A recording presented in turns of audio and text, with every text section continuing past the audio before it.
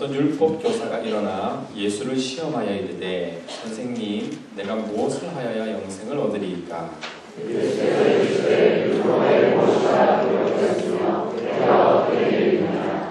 대답하여 이르되 내 마음을 다하여 목숨을 다하여 힘을 다하며 뜻을 다하여 주 너의 하나님을 사랑하고 또한 내 이웃을 내 자신같이 사랑하라 하였나이다.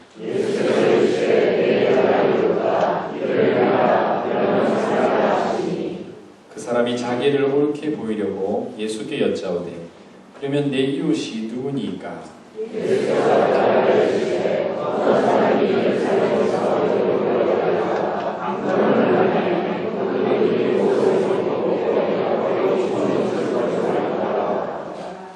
마침 한 제사장이 그 길로 내려가다가 그를 보고 피하여 지나가고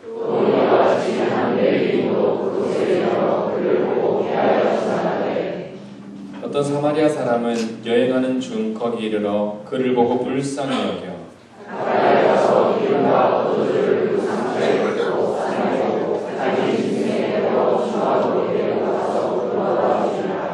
그 이튿날 그가 주막 주인에게 데나리온 2를 내어주며 이르되 이 사람을 돌보아주라. 비용이 더 들면 내가 돌아올 때에 갚으리라 하였으니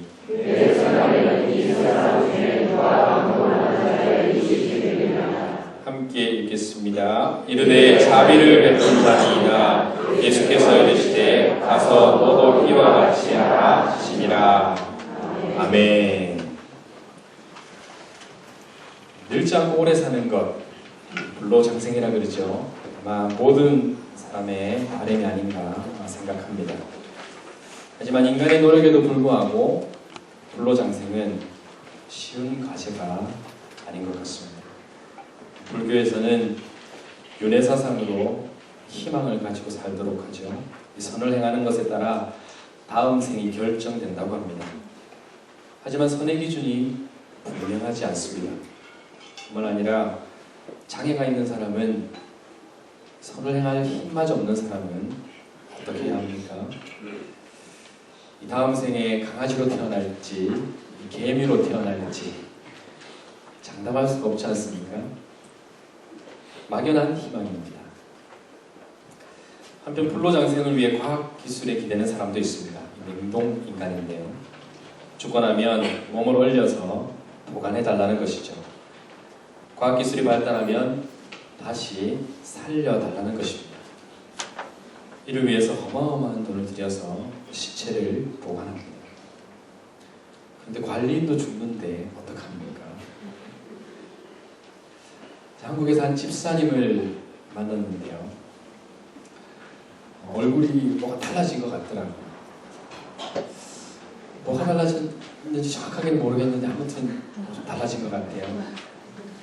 그래서 밤에 속으로 야식을 많이 드셨나 이렇게 생각을 했었습니다. 다음에 만나도 또 얼굴이 잊은 것 같더라고요. 알고 보니까 물어보진 않았습니다. 보니까 보톡스라고 맞으면 주름도 펴지고 피부가 탱글탱글해지는 그런 약이 있습니다. 그래서 주름을 좀 막아보고 싶고 좀 더 피부가 윤이나 보이고 피부가 탄력 있어 보이는 피부를 원하는 것이죠. 모든 사람의 바람이 불로장생, 영생 이것이 아닌가 싶습니다. 성경에서 영생을 무엇이라고 이야기하는지, 영생은 과연 우리가 누릴 수 있는 것인지, 정확히 영생이 무엇이고 어떻게 하면 영생을 누릴 수 있는지, 예수님께서는 그에 대해서 어떤 답을 주시고 계시는지 한번 살펴봤으면 좋겠습니다. 여러분, 영생에 대해 관심을 가진 한 사람이 오늘 본문에 등장합니다. 모세율법을 가르치는 율법 교사였습니다. 그가 자리에서 일어납니다. 예수님을 시험하려고 질문을 합니다. 선생님, 무엇을 하여야 영생을 얻습니까? 예수님은 답을 하지 않으시고 되물으십니다. 율법에 무엇이라 기록되었으며 내가 어떻게 읽느냐? 기록된 것과 그것을 어떻게 해석하는지까지 포함한 질문입니다. 율법사는 대답합니다. 27절에 대답하여 이르되 내 마음을 다하며 목숨을 다하며 힘을 다하며 뜻을 다하여 주 너의 하나님을 사랑하고 또한 내 이웃을 내 자신같이 사랑하라 하였나이다. 이렇게 대답을 하죠. 굉장한 대답이죠. 정답을 이야기했습니다. 퀴즈대에 나가면 100점짜리입니다. 예수님께서 이를 딱 듣더니 일을 행하라. 다른 걸 보태지 않으시죠? 일을 행하라. 정답이다. 그러면 살리라 하고 대답해 주십니다. 예수님의 말씀을 토대로 본다면 영생은 계명을 지키는 문제와 관계에 있습니다. 하나님의 사랑과 이웃 사랑이 영생을 얻는 것과 관련이 있다는 이야기죠.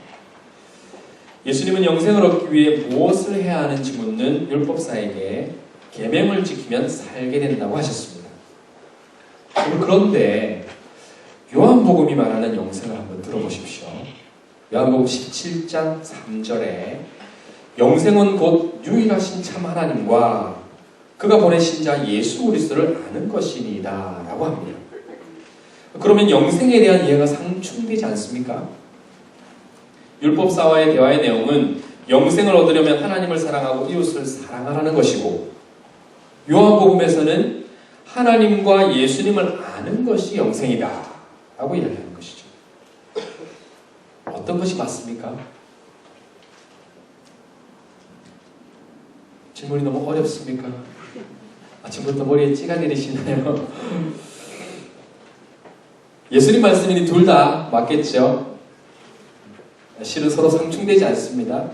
요한복음이 말하는 영생은 영생에 선행되는 하나님에 대한 지식을 말합니다.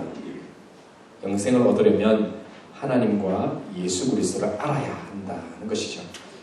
그런데 오늘 본문이 말하는 영생은 영생을 얻은 결과로서 하나님을 사랑하고 이웃을 사랑하는 실천적인 삶을 이야기하고 있는 것입니다. 영생에는 이 두 가지가 다 포함된다는 것이죠. 먼저는 하나님과 예수 그리스도를 알고, 하나님과 예수님을 알고 만나면 하나님을 사랑하고 이웃을 사랑하는 실천적인 삶을 살게 된다는 것입니다. 예수님의 말씀은 이를 행하면 살게 되리라 하셨는데, 그런데 계명을 지키려 하다 보면 그렇게 잘 안 됩니다. 우리가 하나님을 사랑하고 이웃을 사랑하고 싶지만 말처럼 잘 안 되죠. 그래서 그렇게 행하다 보면 안 되니까 결국엔 예수님을 찾게 되고, 예수님을 만나면 비로소 그렇게 사라지는 것입니다. 영생은 계명을 지켜서 얻는 것이 아니라 사실 영생을 얻게 되면 계명을 지키게 되는 것입니다. 여러분, 우리는 이 원리를 삭개오에게서 잘 발견할 수 있습니다. 삭개오는 외로움과 소외라는 문제 앞에서 영생의 문제와 만난 사람입니다. 세리장으로서 동족의 피를 너무 많이 빨아먹은 건 아닌가? 돈도 좋지만 관계를 다 잃어버리고 사람들과 원수같이 지내는 이런 삶이 과연 계속 이어지는 것이 좋은 것인가? 이렇게 삭개오는 외로움과 소외라는 문제 앞에서 씨름하다가 예수님을 만나게 됩니다. 자기를 있는 그대로 사랑해 주시는 예수님이 너무 좋았습니다. 관계에서 오는 새로운 삶의 가치에 눈을 뜨게 된 것이죠.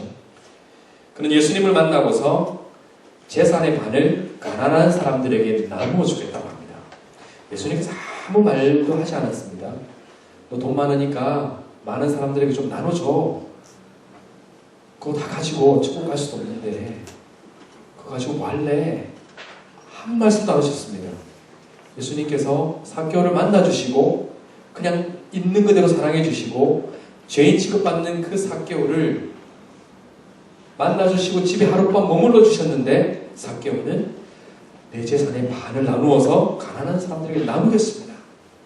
내가 만일 불의하게 취득한 것 있다면 그거 4배나 갚겠습니다. 이렇게 이야기한 것이죠. 영생이신 예수님을 만나니까 이웃을 사랑하기 시작한 것이죠. 여러분, 사실 영생의 문제는 멀리 있는 것이 아닙니다. 우리 가까이에 있습니다. 우리 사회가 죽음의 문제를 병원으로 다 가져가 버렸습니다. 예전에는요, 누군가 죽으면 그 집에 다 찾아가서 그 사람의 시체도 이렇게 보고 그 사람의 살아온 얘기도 듣고 죽음에 대한 이야기를 막 나누면서 우리 부모님은 어땠고 이야기를 나누고 그리고 긴 상년을 따라가면서 같이 울어주고 같이 아파하고 사람이 어떻게 묻히고 어떻게 죽으면 어떻게 되는지를 세세하게 보고 배워 익혔습니다. 그러면서 삶에 진지한 물음을 던지고 과연 죽음이라는 것이 무엇이고 영생이라는 것이 있는가? 영생이라는 것이 무엇인가? 진짜 고민들을 했더라는 것이죠. 우리는 요즘은 사람들의 그런 죽음을 눈앞에서 잘 보지 못합니다. 병원에서 다 치러지고 화장해버려서 그런 것들을 진지하게 고민해볼 여를도 없이 죽음을 맞이하는 경우가 많은 것이죠.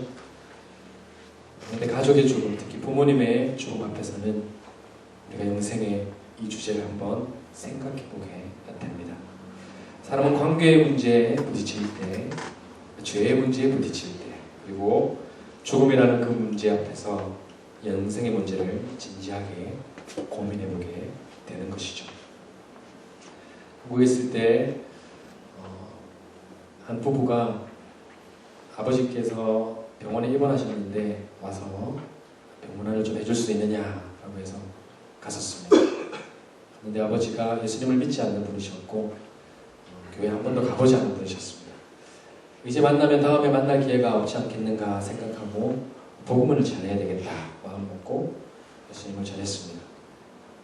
지금 죽으면 천국에 가실 수 있겠습니까? 일단 하나님 앞에 서시면 하나님께서 천국에 왜 들여보내야 되지? 라고 말하면 뭐라 대답하시겠습니까? 죄가 많아서 저는 못 갈 것 같습니다. 이야기하시죠. 그러시냐고. 저도 죄가 많습니다. 이렇게 딱 이야기하니까 누워 계시다가 벌떡 일어나시는 거예요. 왜 이러시나 했더니 앉아서 이야기 듣고 싶다는 거죠. 진지하게 이야기를 들으시려고 앉으셨습니다. 복음을 쭉 설명하니까 마지막에 예수님을 영접하겠냐고 하니까 영접하시겠다는 거예요. 그래서 예수님을 영접하고 기쁜 마음으로 교회에 돌아갔습니다. 화요일 날이었는데요. 이제 금요일 날 퇴원을 하라는 의사의 이야기를 듣고 토요일 아침 퇴원을 앞두고 있었는데 토요일 날 저에게 전화가 왔습니다. 아버지께서 돌아가셨다는 거예요. 화요일 날 복음 전하고 이제 금요일 날 퇴원을 하라는 의사의 이야기를 들었는데 토요일 아침에 갑자기 돌아가셨습니다. 하나님께서 마지막 주신 기회였구나. 하나님께서 그 한 영혼을 사랑하셔서 끝까지 이런 영혼을 찾으시는 하나님의 사랑이었구나라는 생각을 했었습니다.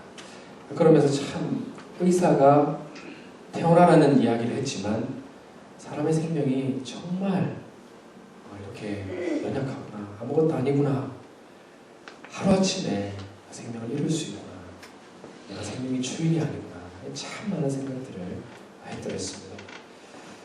여러분, 우리가 영생이라는 이 문제가 멀리 있는 것 같지만요, 바로 우리 앞에 놓여져 있는 문제입니다.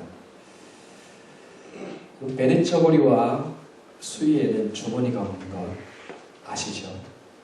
빈손으로 왔다가 아무것도 가지고 가지 못하는 것이 우리의 인생입니다.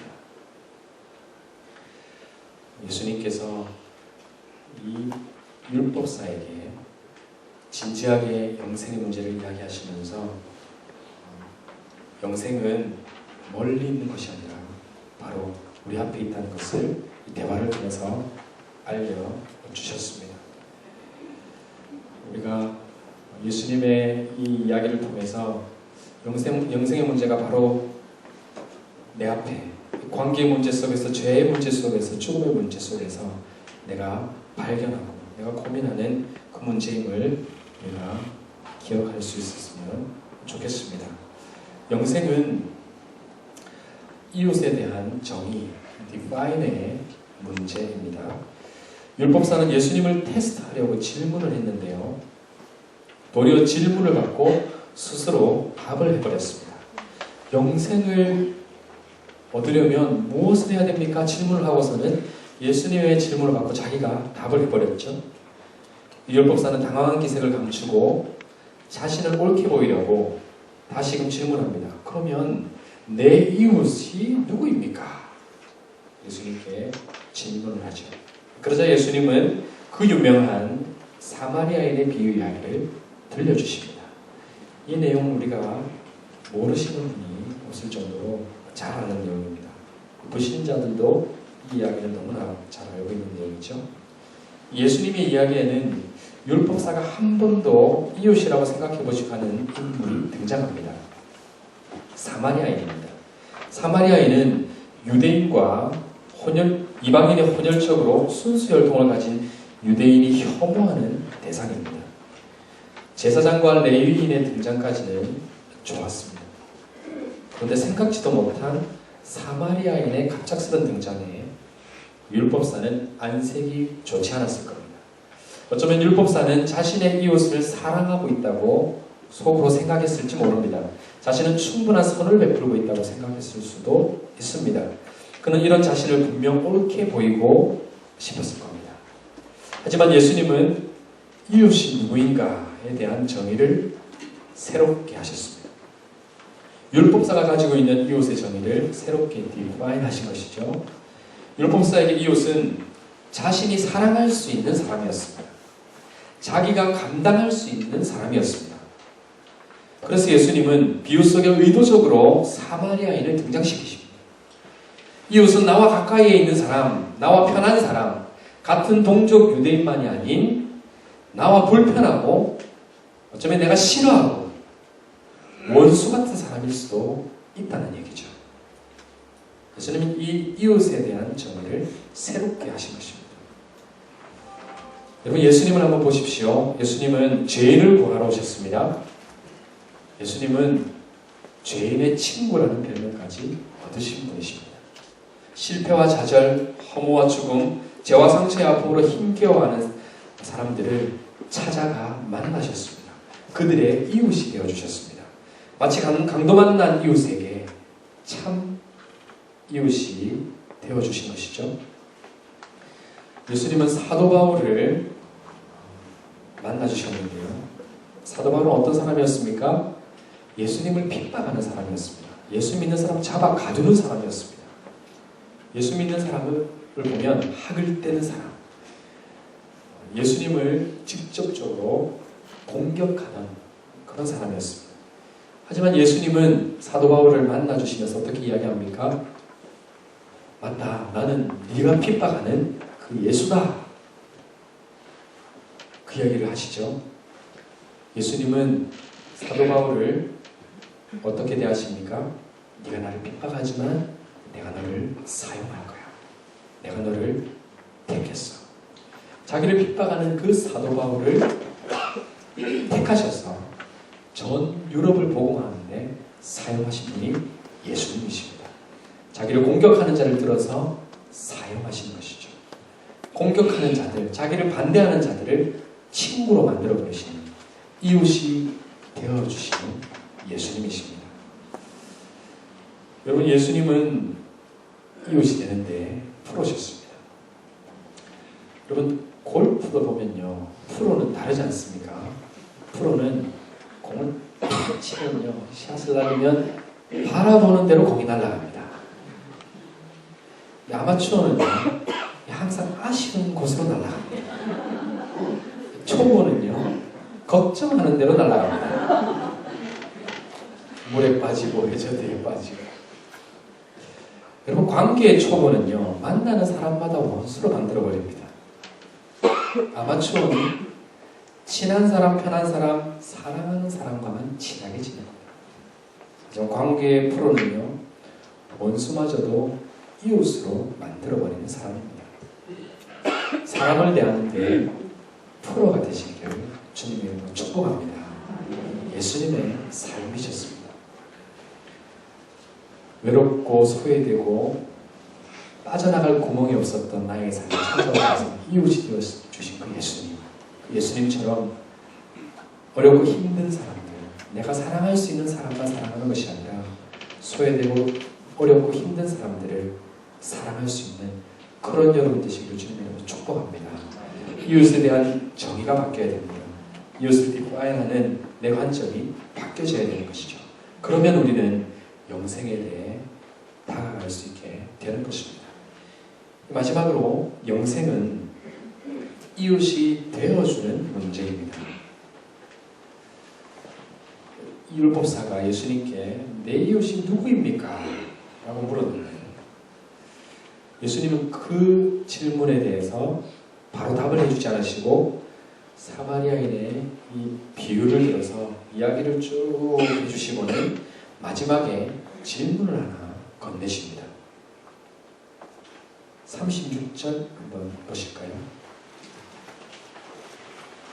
이야기 마지막에 들려주시는 질문인데요. 같이 한번 읽어보겠습니다. 내 생각에는 이 세 사람 중에 누가 강도 만난 자의 이웃이 되겠느냐? 강도 만난 사람을 보고 제사장이 그냥 지나쳐버렸습니다. 레위인도 보고 지나쳐버렸습니다. 성경은 분명하게 보고 지나쳤다고 기록하고 있습니다. 못 보고 그냥 지나친 게 아닙니다. 모른 척하고 보았지만 모른 척하고 지나간 것이죠. 그런데 사마리아인이 그것을 보고 똑같이 봤습니다. 피하지 않고 가까이 가서 기름과 포도주를 그 상처에 붓습니다. 그 기름은 소독제로 쓰여졌습니다. 여행하고 있었기 때문에 기름과 포도주를 항상 들고 다녔던 것이죠. 소독제로 쓰여졌던 그 기름을 발라주고 포도주는 진통제로 쓰여집니다. 이 포도주를 그 상처에 붓고 싸매어주고 싸매어줬다. 뭘로 싸매어줬겠습니까? 천조각이 있었으면 모르겠는데 자신의 옷을 벗어서 찢어서 싸매어줬을 가능성이 높을 수 있겠죠. 자기 짐승에 태워서 자기 승용차에 태워가지고 주막으로 호텔로 데리고 갑니다. 그래서 돌보아줍니다. 하룻밤을 같이 돌보아주고 이튿날 그 다음날에 그 호텔 주인에게 데나리온 둘을 내어줍니다. 데나리온 둘은 한 노동자가 하루에 받는 삭시 데나리온 하나입니다. 평균자가 80불, 100불을 잡는다면요 200불 정도 상당의 데나리온 둘 노동자가 받는 임금의 이틀치를 주고 이 사람을 돌보아주라. 비용이 더 들면 내가 돌아와서 갚아주겠다라고 이야기합니다. 이렇게 이야기는 끝이 나는데요. 예수님은 이야기 끝에 내 생각에는 이 세 사람 중에 누가 강도 만난 자의 이웃이 되겠느냐라고 말씀하시는 것이죠. 누가 나의 이웃입니까? 라는 질문에 대답은 하지 않으시고 이야기를 들려주시고 이 질문을 다시 하신 것입니다. 우리 이 질문을 자세히 봐야 되는 것이죠. 예수님은 율법사의 질문에 대해 이웃이 누구인지를 나열해 주지 않습니다. 오히려 질문의 주체를 바꿔버리십니다. 누가 강도 만난 자의 이웃이 되겠느냐? 율법사의 이웃이 아닙니다. 율법사가 주체가 아니라 너의 이웃은 이 사람이다. 이것이 아니라 누가 강도 만난 자의 이웃이 되겠느냐? 라고 강도 만난 자를 주체로 바꿔버리신 것이죠. 다시 말하면 강도 만난 자는 누구를 자기의 이웃으로 생각하겠느냐? 율법사야, 네 생각에는 이 세 사람 중에 누가 강도 만난 자는 누가 자신의 이웃이라고 생각하겠느냐? 강도 만난 자가 누구를 이 세 사람 중에 자기의 이웃으로 선택하겠느냐? 이 질문입니다. 이 질문은 율법사의 허를 찌르는 질문이었습니다. 율법사는 자기 중심적인 사고에서 벗어나지 못하고 있었습니다. 예수님은 율법사의 관점을 바꿔놓으신 것이죠. 주관적인 생각에서 벗어나서 객관적인 관점에서 자신을 보게 하셨습니다. 이 질문에 대한 대답은 당연히 사마리아인입니다. 답은 명백했고 율법사도 자비를 베푼 사람입니다 라고 대답을 했습니다. 그러자 예수님은 가서 너도 이와 같이 하라 라는 말씀으로 말씀을 맺으십니다. 여러분, 이웃이 되어준 사람이 참 이웃이라는 평가를 받을 수 있게 되는 겁니다. 이웃이 되어주지 못한 사람은 착각 속에서 살아가는 것이죠. 한번 보십시오. 저 사람, 내 이웃이지. 저 사람, 내가 엄청나게 큰 일을 도와줬지. 저 사람 내 도움을 받았으니까 저 사람은 내 이웃이 맞지. 이렇게 생각한단 말이죠. 그런데 여러분, 상대방은 어떻게 생각할지 들어봐야 됩니다. 차라리 안 도와주는 게 나을 뻔했어. 이런 말을 할 수도 있지 않겠습니까? 저렇게 생색낼 줄은 몰랐어. 도와주고서 어떻게 저렇게 사람 마음을 불편하게 하지?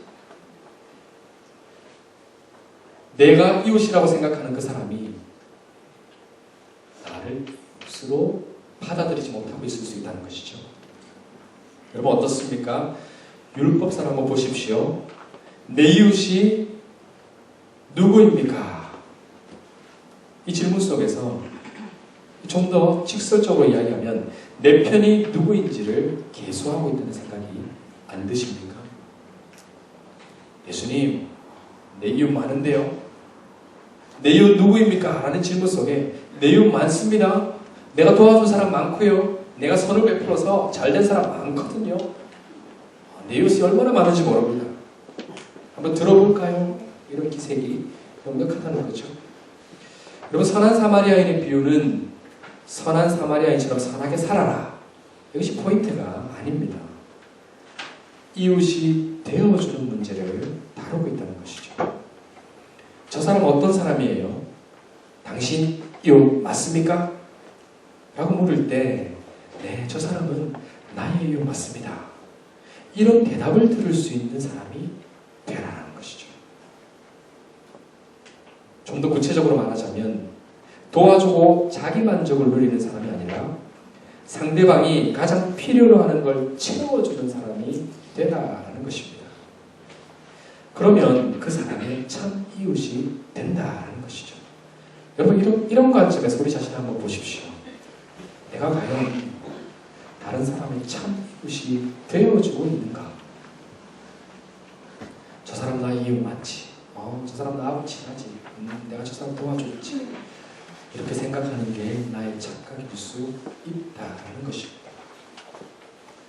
여러분, 그렇다고 우리가 큰 일을 해야 되는 건 아닙니다. 큰 일을 해야 이웃이 되는 것은 아닙니다. 작은 것 하나라도 우리의 작은 섬김과 배품을 통해서 그 사람을 크게 받아들인다면 그 사람의 참 이웃이 되어줄 수 있는 것이죠. 성경에는 부지 중에 천사를 대접한 이야기를 기록하고 있는데요. 아브라함이 밖을 거닐다가 나그네 같은 사람을 보게 됩니다. 그 세 사람을 집으로 들이고 음식을 차려줍니다. 아내와 상의도 안 하고 이런 일을 하면 뒤에서 야단 맞을 수 있는데 과감하게 나그네 같은 사람을 들여서 맛있는 거 좀 준비해보세요. 사례에게 이렇게 말하고 극진히 그 세 사람을 대접합니다. 구해보니까 누구였습니까? 천사였습니다. 우리가 보기에는 너무나 사람과 똑같습니다. 천사가 날개 달고 나타나는 것이 아닙니다. 성경에는요, 천사를 날개를 단 모습으로 그리고 있지 않고요. 사람과 너무나 똑같은 평범한 사람으로 많이 보여줍니다. 그래서 그 사람이 천사인지 그냥 사람인지 구분을 못합니다. 아니, 그 사람은 그냥 일반 사람입니다. 그런데 지나고 보면 천사였다는 것이죠. 예수님도 말씀하지 않습니까? 지극히 작은 자 중에 한 사람에게 한 것이 나에게 한 것이다. 우리는 사람을 겉으로 판단할 때가 많고요.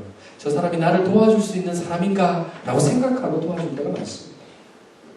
예수님은 지극히 작은 자 한 사람, 도와줄 형편이 안 되는 사람, 나에게 갚을 것이 없는 그 사람, 그런 지극히 작은 자에게 한 것이 나에게 한 것이다. 그 사람이 어쩌면 천사일 줄 모릅니다. 자, 새벽 기도를 마치고 이제 앉아서 기도를 하려고 하는데 문자가 옵니다. 한번 오고 말겠지. 계속 노력하는 하는데 또 오는 거예요. 계속 오는 거예요. 기도를 하다 말고 이제 봐야 되겠다. 기도가 방해가 되니까요. 확인해봐야 되겠다. 중요한 일일 수 있겠다 하고 보는데 사랑하는 아내로부터 온 문자입니다. 집에 도마뱀이 나타났다는 거죠. 집 안에 들어왔는데 지금 꼼짝을 못한다는 거죠. 도마뱀 때문에 나를 그렇게 힘들게 해야 돼? 하는 생각이 드는 거죠. 지금 기도 시간인데 기도하는 거 알고 있을 텐데 주님, 제가 기도를 해야 됩니까? 도마뱀 잡으러 가야 됩니까? 기도를 세게 해서 도마뱀이 나가게 할 수는 없을까요? 갈등이 되는 거죠. 기도해야 되는데 가야 돼. 아내가 벌레를 많이 무서워해서 기도를 해서 만약에 제 기도가 약해가지고 도마뱀이 안 나가면 어떡할까 하는 생각도 들고 가봐야 되겠다. 그래 저렇게 싫어하는데 가봐야지. 문을 열고 들어가니까 소파에 다리를 올리고 앉아가지고 도마뱀을 보고 눈을 못 떼고 있는 거야. 눈물을 흘리면서 너무 무서워가지고 걔가 어디로 도망갈까봐 그것만 계속 보고 있는 거죠. 야, 기도하고 계속 앉아있었으면 1시간 동안 저렇게 있었겠구나 하는 생각이 들면서 오기를 잘했구나 라는 생각이 들었었습니다. 나에게는 아무것도 아닌 문제지만 그냥 도마뱀이 이렇게 싹 하니까 밖으로 나갔어요. 정말 별거 아닌 문제였지만 어떤 사람에게 이게 너무나 큰 문제일 수 있겠구나. 내가 느끼는 비중과 상대방이 느끼는 비중은 너무나 다를 수 있겠구나 하는 생각을 했었습니다. 이 도마뱀이 아내에게는 강도가 될 수 있었겠구나 하는 생각을 했던 것이죠. 그럼 누구를 나의 이웃으로 여길 것인가? 참 우리가 한번 질문해봐야 하는 문제입니다. 또 다른 질문은 나를 참 이웃으로 여기는 사람이 과연 있을까? 몇이나 될까? 어려움을 당한 누군가에게 종교인들처럼 그냥 지나쳐버리는 사람으로 기억되고 있지 않을까? 아니면 저 사람은 내 이웃은커녕 저 사람이 나에게 강도 같은 사람이에요 라는 평가를 우리가 혹시 받고 있지 않을까요? 가까이 있는 사람부터 한번 생각해 보아야 합니다. 어쩌면 강도 만난 사람은 여러분과 가장 가까이에 있는 남편일 수도 있습니다. 여러분의 아내일 수도 있습니다. 여러분의 자녀일 수도 있습니다.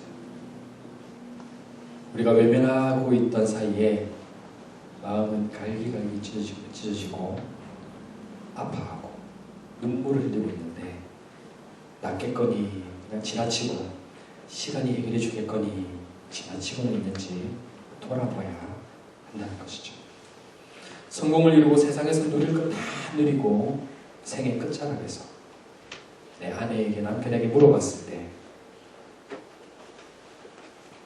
당신에게 이웃이 되어준 사람은 누구입니까? 이렇게 물어봤을 때 나의 남편과 아내가 서슴없이 나의 이웃은 당신입니다. 그런 말을 들어야 하지 않겠습니까? 사실 이런 말을 하면서도 저는 불안합니다. 친교 시간에 제발 제 아내에게 목사님은 당신의 이웃이 되어주셨나요? 물어보지 마시기 바랍니다. 저도 말씀의 은혜를 받고 잘 살아보려고 발부닥치고 있는 중입니다. 그런 걸 물어보시면 설교의 포인트를 제대로 이해 못하신 거죠. 내 아내에게, 내 남편에게, 내 자녀에게 나는 정말 좋은 이웃이 되어주고 있는가? 우리 아이는 나를 너무 좋아하는데요. 제 남편, 제 아내 저를 너무 좋아하는데요. 정말 진중하게 자신을 과연 나와 가장 가까이 있는 사람에게 친구가 이웃이 되어주고 있는가? 뿐만 아니라 내가 원수같이 생각하는 사람, 내가 정말 미워하는 저 사람하고는 다시는 관계를 회복하기 싫은 사람, 그런 사람을 나는 과연 이웃이 되어주고 있는가? 질문을 던져봐야 하는 것입니다. 말씀을 맺겠습니다. 예수님은 이 율법사와의 대화를 통해서 영생은 이웃을 어떻게 디파인 하는가, 내가 이웃이라고 생각하는 사람 말고 나는 과연 이웃이 되어주는 삶을 살고 있는가, 그 말씀을 하시면서 그것이 영생과 관계 있는 삶임을 말씀해 주셨습니다. 마지막으로 나의 소망이라는 찬양 가사를 하나 들려드리겠습니다.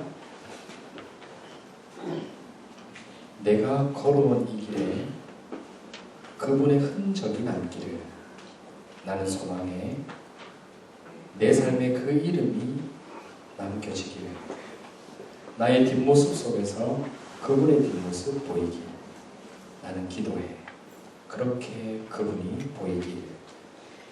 나의 소망은, 나의 바램은 늘 항상 내 사랑하는 그분의 그림자로 남는 것.